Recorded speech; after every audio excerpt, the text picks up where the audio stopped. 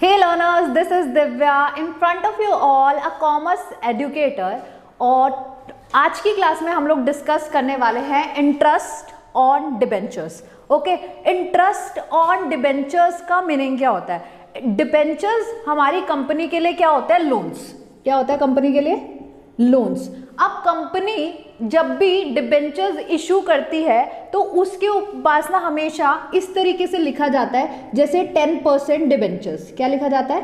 10% debenture. ये जो 10% लिखा जाता है ना, ये वो रेट होता है जो कंपनी अपने डिबेंचर होल्डर को पे करती है। ठीक है, क्या होता है? ये वो रेट होता है जो कंपनी अपने डिबेंचर होल्डर को पे करती है। ये 10%। अब कंपनी टोटल एक साल में ये 10% क्या रिप्रेजेंट कर रहा है कि कंपनी कितना इंटरेस्ट पे करने वाली है अपने डिबेंचर होल्डर को। अब इसको हम किस तरीके से ट्रीट करते हैं और इसका क्या ट्रीटमेंट होता है, ये सारा का सारा आज हम एंट्रीज और पूरा का पूरा डिबेंचर के इंटरेस्ट का ट्रीटमेंट सब कुछ इस वीडियो में देखने वाले हैं। तो वीडियो को एंड तक देखना, और अगर मेरी वीडियोस अच्छी लगती है तो please do like, share, comment and subscribe. Okay, तो देखो इंटरेस्ट ऑन डिबेंचर्स क्या होता है। जो हमारे डिबेंचर होल्डर होते हैं ना, वो किसी भी कंपनी के लिए क्या होते हैं? उनकी लायबिलिटी होते हैं। कंपनी के लिए क्या होता है? लायबिलिटी होता है। अब कंपनी ने तो पैसा ले लिया डिबेंचर होल्डर से, तो अब कंपनी उन्हें प्रॉमिस करती है कि मैं आपको हर साल 10% का इंटरेस्ट दूंगी। अब ये ज़रूरी नहीं है ये सारा का सारा इंटरेस्ट आपको कैसे देना है, एक ही बारी में देना है। अब आप ये मंथली बेसिस पे भी दे सकते हो, क्वार्टरली भी दे सकते हो, हाफ ईयरली भी दे सकते हो और एनुअली भी दे सकते हो। ओके, कैसे भी दे सकते हो। कैसे देख सकते हो? Monthly, quarterly, half yearly, annually, कैसे भी दे सकते हो। बट मोस्टली जो हम क्वेश्चन करने वाले हैं अपनी बुक में, हमारी बुक में कंपनी यहाँ पे क्या बता रखा है, जो क्वेश्चन है उसमें हम पेमेंट हाफ ईयरली बेसिस पे करने वाले हैं। ओके, मतलब जो 12th क्लास CBSE पैटर्न के हिसाब से हमें पढ़ना है। ओके, मतलब जो भी आप निकालोगे। अब हमारे को दे रखा है 10% डिबेंचर, और यहाँ पे डिबेंचर कितने हैं? 1 लाख। मतलब 1 lakh 10% debenture at the rate 10 each. तो आप यहाँ पे डिबेंचर का इंटरेस्ट कैसे निकालोगे? आपके पास 1 लाख डिबेंचर्स हैं, 10 रुपए का एक है। ओके, तो आपकी वैल्यू कितनी हो गई यहाँ पे?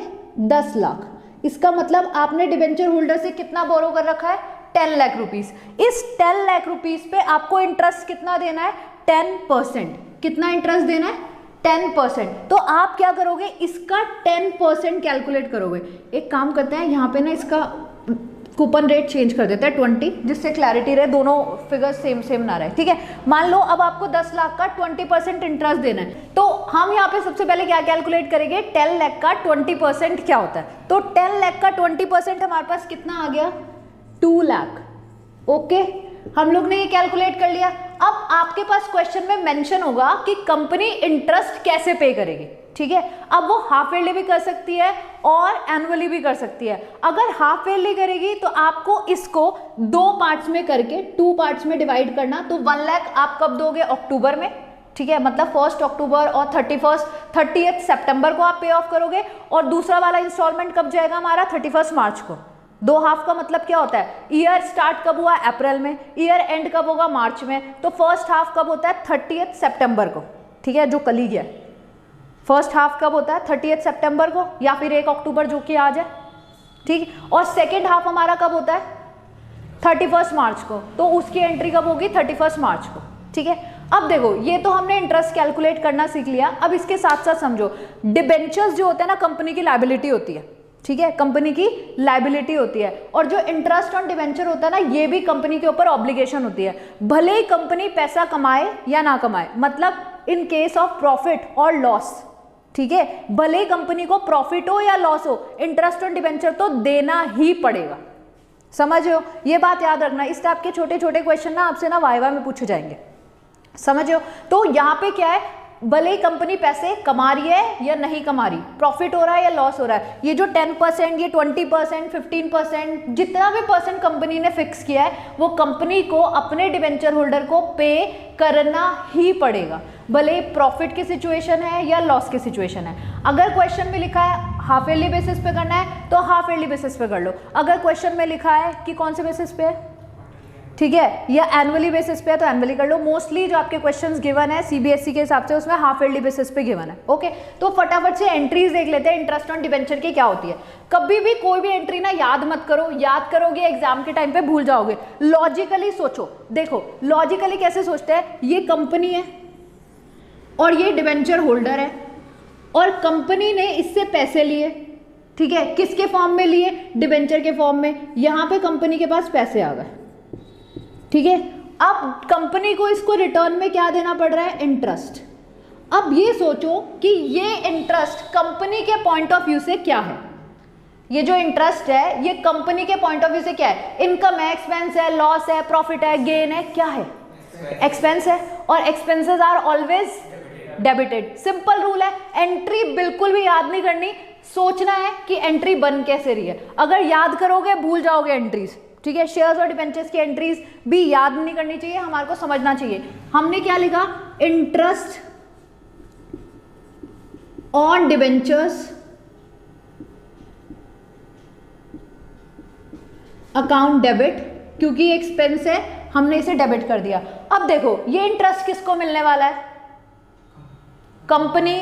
तो देखो हम लोग ने क्या किया, interest on debenture account debit, और ये इंटरेस्ट मिलने किसको वाला है, डिबेंचर होल्डर को।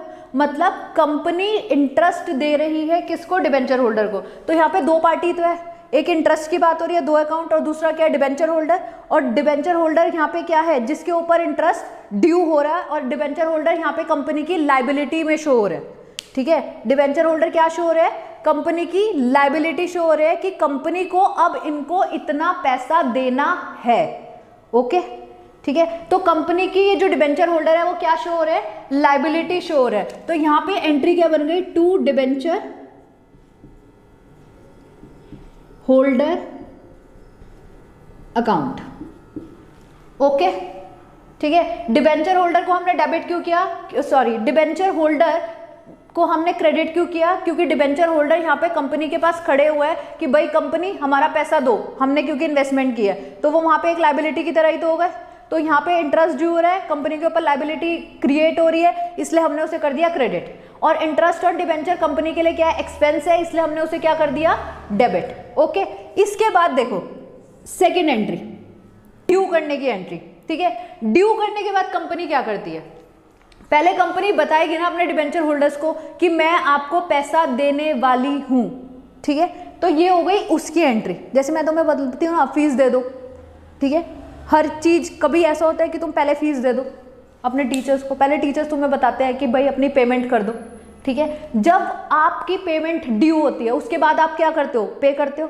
ऐसे ही कंपनी भी पहले क्या करती है, ड्यू करती है। ये ड्यू हो गया, इसके बाद कंपनी क्या कहेगी, भाई लाइबिलिटी हो, आओ कैंसिल कर दो। कैंसिल कैसे होगी लाइबिलिटी, जब हम इस लाइबिलिटी की पेमेंट कर देंगे। Debenture holder account debit to bank account. Okay, entry clear हो गई, पक्का। बताओ कोई दिक्कत है, बैंक को क्रेडिट क्यों किया, क्योंकि क्रेडिट वर्ड गोज आउट। जब कंपनी पेमेंट करेगी डिबेंचर होल्डर को तो उसके पास से पैसा जाएगा, इसलिए वो क्रेडिट हो जाएगा। बताओ जल्दी, कोई दिक्कत है इस पॉइंट में, बिल्कुल क्लियर है, ठीक है।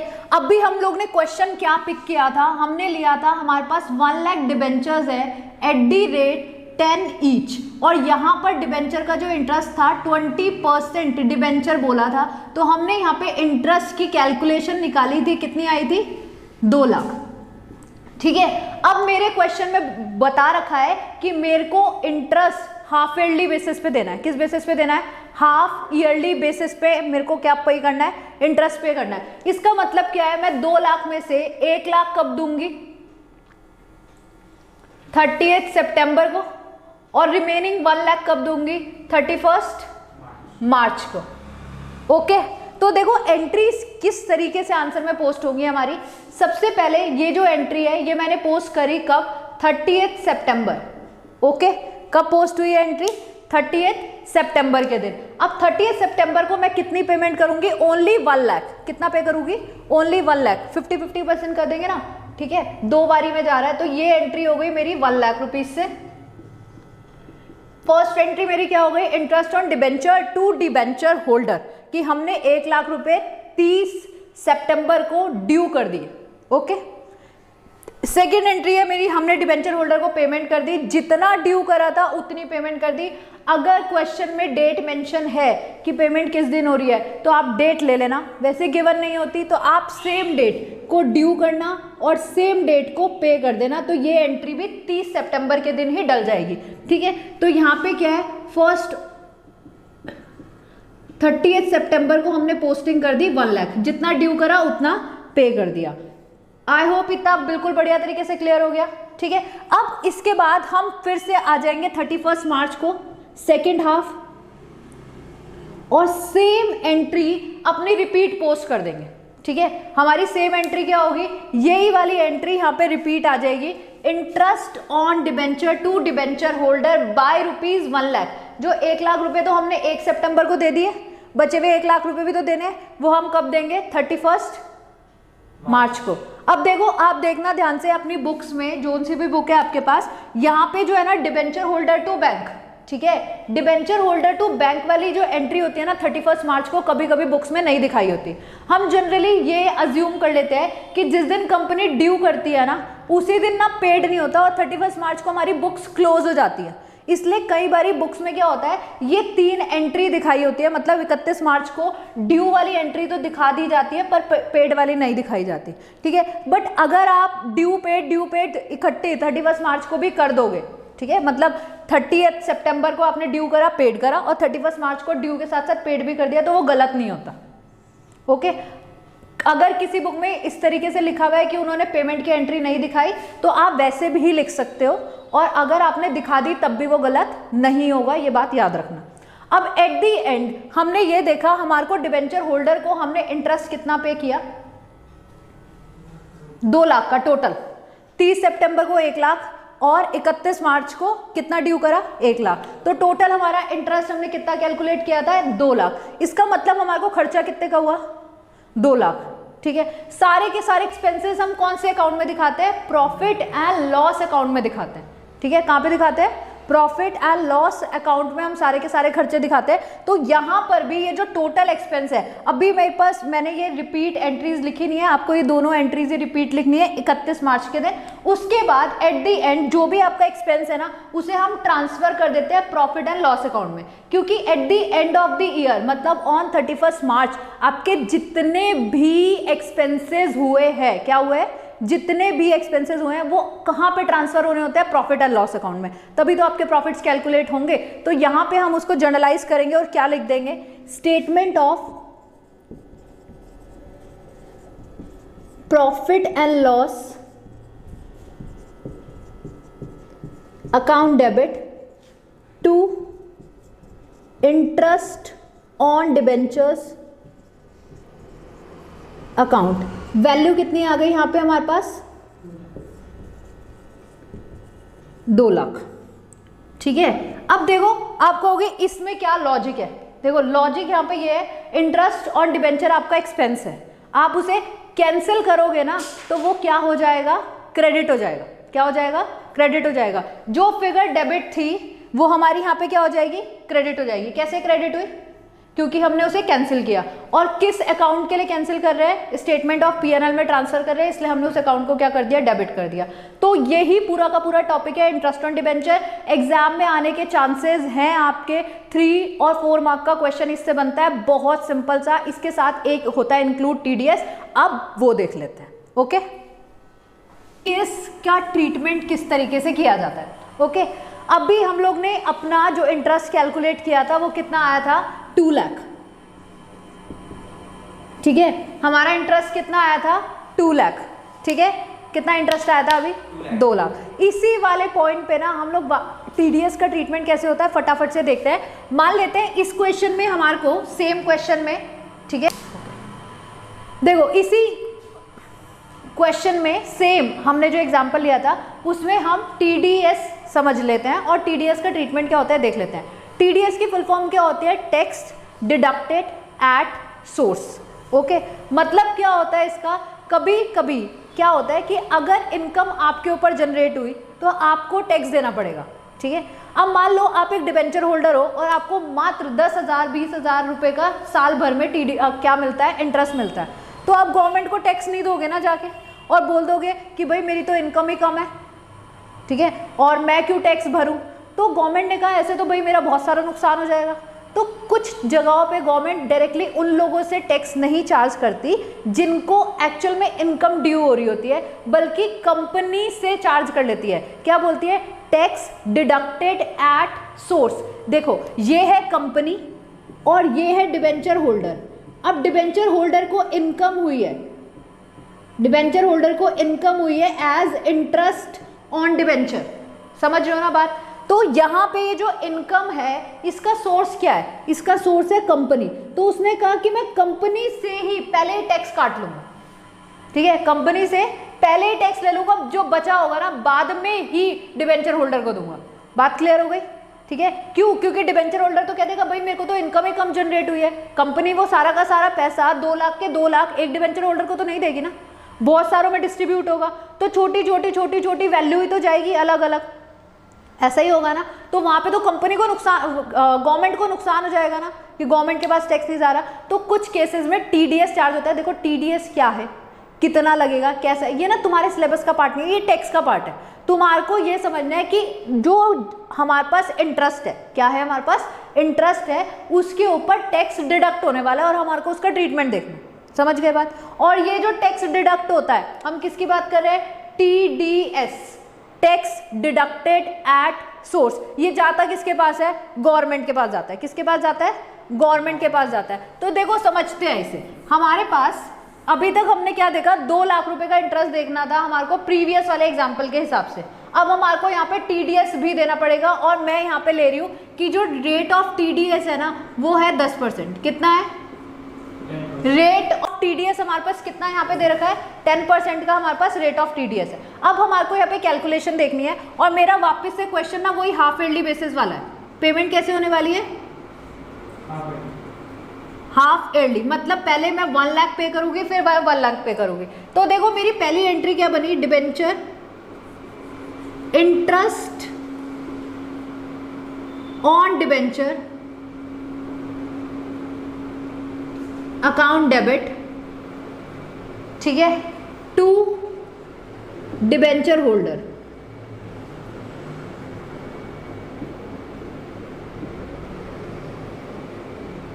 ओके, ये एंट्री हम किस दिन पोस्ट कर रहे हैं, 30 सितंबर को। किस दिन पोस्ट कर रहे हैं, 30 सितंबर को। ये बात क्लियर है। अब देखो 30 सितंबर को हमें कितना पे करने को बोला है कि 1 लाख। अब हम क्वेश्चन में क्या पढ़ रहे हैं, टीडीएस भी देना है, ठीक है। गवर्नमेंट कह रही है देखो कंपनी इनकम कहाँ पे जनरेट हुई, 1 लाख की इनकम जनरेट हो रही है डिबेंचर होल्डर को, ठीक है। अब वो कह रही है डिबेंचर होल्डर तो पैसे देंगे नहीं, मैं कंपनी से लूंगी, ठीक, और कितना लेगी, 10%। कितना लेने वाली है, 10%। मतलब कंपनी को गवर्नमेंट को जाके देना पड़ेगा जितनी भी इनकम हो रही है। इनकम कितनी हो रही है यहाँ पे, जो वो डिबेंचर होल्डर को इनकम करा रहा है वो कितनी हो रही है यहाँ पे, 1 लाख। 1 लाख का 10% देना पड़ेगा। क्लियर हो रही है ना बात, पक्का, श्योर, ठीक है। तो डिबेंचर होल्डर को इनकम कितनी जनरेट हुई, 1 लाख रुपए की। तो उसने बोला, गवर्नमेंट ने क्या बोला, एक काम करो, 1 लाख रुपए की इनकम हो रही है ना टोटल डिबेंचर होल्डर को, इस पे मुझे 10% टीडीएस दे दो। तो कंपनी को तो देना पड़ेगा ना 10%, तो कंपनी को देना पड़ेगा, तो लायबिलिटी फॉर कंपनी, जैसे डिबेंचर होल्डर कंपनी की लायबिलिटी है, टीडीएस भी लायबिलिटी हो गई। तो यहाँ पे क्या ऐड हो जाएगा, लायबिलिटीज आर ऑलवेज क्रेडिटेड, ठीक है। तो यहाँ पे हमारी एंट्री क्या ऐड होगी, टू टीडीएस पेएबल। अब यहाँ पे कंपनी क्या बता रही है, मुझे 1 लाख रुपए का इंटरेस्ट देना है, जिसमें से 10% तो गवर्नमेंट ले जाएगी एज टीडीएस। पेएबल इसलिए आया है क्योंकि it is paid in future, ठीक है। अब टीडीएस पेएबल में हमारे पास कितना आया, इसका 10% कितना होता है, 10,000, और बैलेंस हमारे पास कितना बचा, 90,000। जो भी बैलेंस होता है वो हम इस वाली एंट्री में पोस्ट कर देते हैं। बोलो क्लियर के नहीं क्लियर, पक्का, इजी है। तो आपको सबसे पहले ये फिगर कैलकुलेट करनी है कि आपका इंटरेस्ट ऑन डिबेंचर कितना पोस्ट हो रहा है 30 सितंबर के दिन, सही है, पक्का। अब देखो इसके बाद हम नेक्स्ट एंट्री क्या करेंगे, आप इंडिविजुअली भी पेमेंट की एंट्री डाल सकते हो और अलग अलग भी डाल सकते हो। तो हम तो साथ में डाल देते हैं कि हमने डिबेंचर